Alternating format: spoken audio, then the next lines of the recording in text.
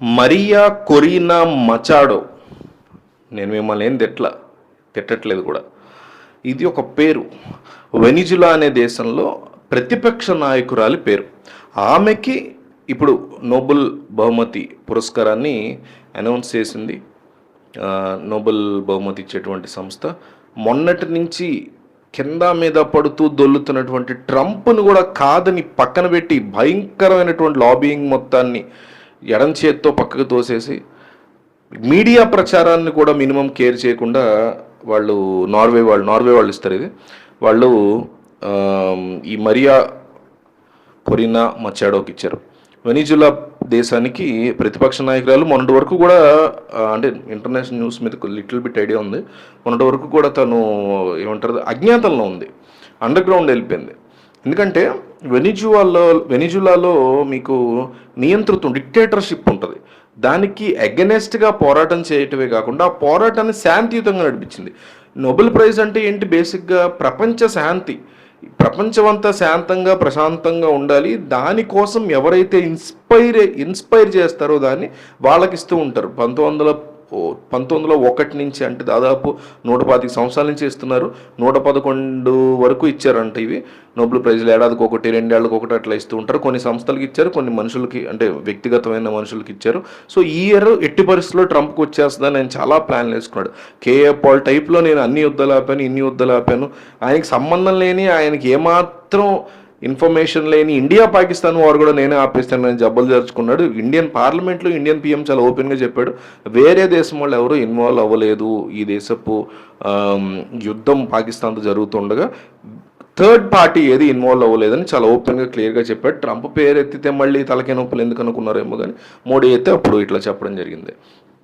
So Ukraine యుద్ధాన్ని, ఇప్పుడిప్పుడు Israel Hamas గాజాకు సంబంధించినటువంటి యుద్ధాన్ని కూడా, పాలస్తీన్ యుద్ధాన్ని కూడా నేనే ఆపాను, హోస్టేస్ బయటకు వచ్చేలాగా చేశాను అంటూ నానా హడావుడు చేసినటువంటి ట్రంప్కి ఒక బిగ్గెస్ట్ షాక్ అని చెప్పుకోవాలి. ఎందుకంటే తెర వెనక లాబియింగ్లు కాకుండా, టీవీ ప్రచారాలు, మీడియా ప్రచారాలు కాకుండా నిజంగా శాంతి కోసం, అంటే ఒక డిక్టేటర్ మీద శాంతియుత యుద్ధం చేయడం అనేది చాలా షాకింగ్ థింగ్ అనమాట. ఒక శాంతియుతంగా డిక్టేటర్షిప్ మీద ఎట్లా చేస్తాం, ఆడు నరుక్కుంటూ పోతాడు అందరినీ. కానీ ఈవిడ చేయగలిగింది, కొన్నాళ్ళు అజ్ఞాతంలో ఉన్న ఎంతోమంది ఇన్స్పైర్ చేయగలిగింది.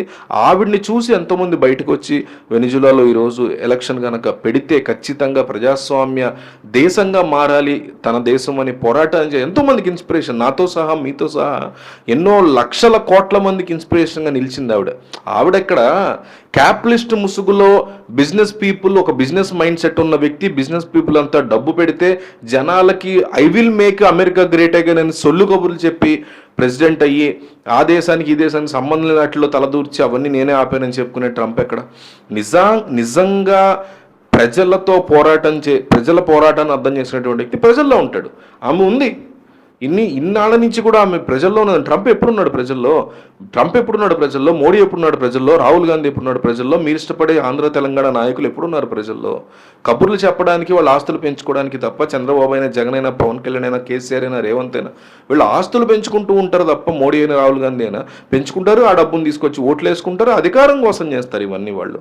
అది వెనిజులాలో డిక్లేర్డ్ డిక్టేటర్షిప్, అంటే నియంతృత్వం అనేది అక్కడ ఆల్రెడీ అఫీషియల్గా చెప్పబడి నడుపుతోంది.